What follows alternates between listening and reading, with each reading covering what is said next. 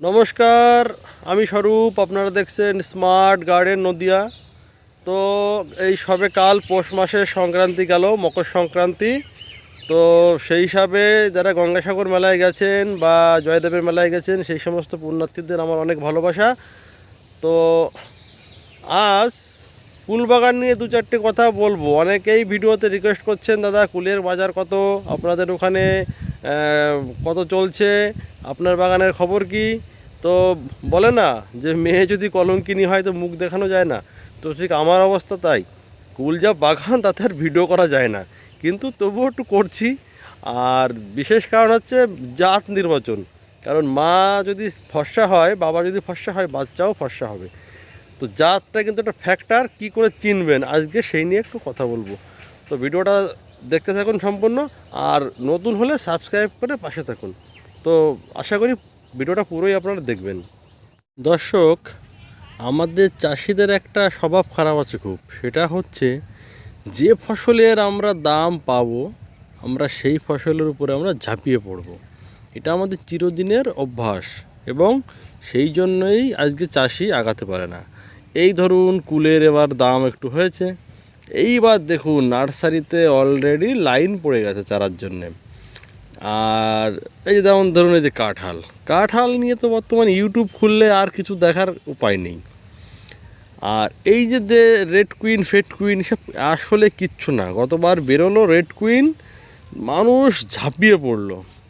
এ দেখুন এই যে আমার কালার, এ কি রেড কুইনের থেকে কম? আমি তো রেড কুইন লাগাইনি, আমি তো ভারত সুন্দরী চাষ করেছি, মিস ইন্ডিয়া চাষ করেছি। দর্শক, জাত অ্যাকচুয়ালি মিস ইন্ডিয়ার আমরা দুটো পাচ্ছি আমার হিসাবে। সেটা হচ্ছে দেখুন তো এই যে কুলে যে খারাপ, দর্শক একদম খারাপ না। জাত আমরা দুটো পাচ্ছি।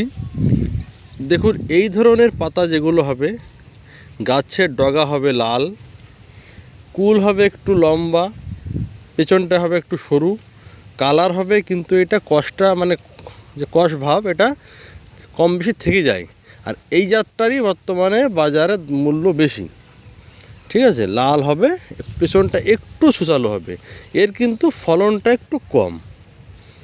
হ্যাঁ, এর ফলনটা কিন্তু একটু কম, দেখুন। ঠিক আছে, আরেকটা গাছ দেখাই। এই যে এইগুলো সব আমার সব ষাঁড়ে ভেঙেছিল। আমাদের এদিকে ফল চাষ করার মতন পরিস্থিতি নেই। এই ষাঁড়, হনুমান, এত উৎপাত। আজকে সকালেও এসেছিলো প্রায় 40টার উপরে। আর এই জাতটার কথা বলি, এই জাতটা প্রচুর ধরে, গোল হয়, কালার কম হয়, একটু টাইট, তবে খেতে ভালো এই জাতটা। এর দেখুন ডগা, দেখুন ফ্যাকাশে, এর ডগা কিন্তু সেই লালচে ভাব নেই। তার মধ্যে দিয়েও দু একটা কালার হয়, কালার হয় না বললে ভুল।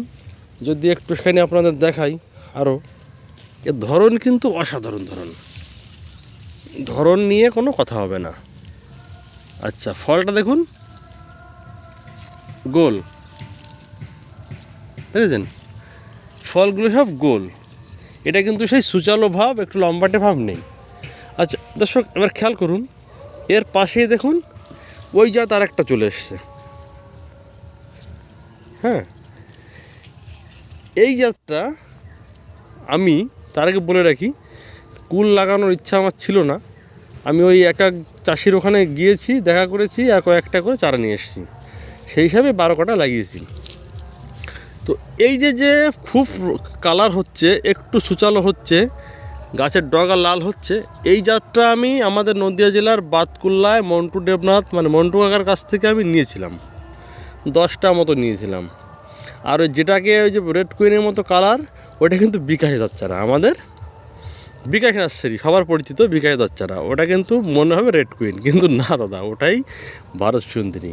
আর এই যে চারাটা, এইটা নিয়ে আমি ঠকেছি। এরা ওই দেখতে পাচ্ছেন বল সুন্দরী ক্যামেরায় আসছে কি না, 20টা চারা নিয়ে এসেছিলাম আমাদের মাছ দেওয়ার ভেতরে বর্ডারে 0 পয়েন্ট থেকে। হুদো সম্ভবত মনে, হুদো এই ধরনের নাম কিছু একটা, একদম 0 পয়েন্টে। ওখানে ওরা চারা ফারা তৈরি করে, ওখানে চারার কোয়ালিটি একদম খারাপ আর ভেজাল। 20টার মনে 6টা হয়ে গেছে বল সুন্দরী।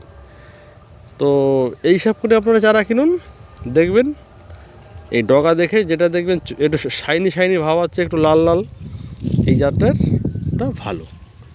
তো চাষ করুন, অল্প করে করুন। আর যাদের কুল বাগান আছে এই মুহূর্তে আপনারা অ্যামিস্টার টপ আর এফএমসি লেজেন্ড সঙ্গে একটা অনুখাদ্য দিন, এক্সট্রা বোরনের দরকার নেই, ওর অনুখাদ্যতে বোরন হয়ে যাবে। অ্যাগ্রোমিন ম্যাক্স দেবো। আর একটা কীটনাশক দিন, পিআইয়ের রকেট হোক বা রোগার হোক বা আপনার সিনজেন্টার পলিট্রিন হোক, এইটা গন্ধওয়ালা বিষ দেবেন। তো দর্শক, আমার যা বাগান, ভিডিও করার মতন বাগান আমার না, তবু সারা বছর আপনাদের একটা আপডেট দিলাম, দিয়ে এসছি, এখনও দিলাম। চাষ করুন, বলবো না চাষ খারাপ, চাষটা ভালো চাষ, তবে অল্প করে করুন, ঝুঁকি নেবেন না, অল্প স্বল্প করুন। ভালো থাকবেন, দেখা হচ্ছে অন্য ভিডিওতে।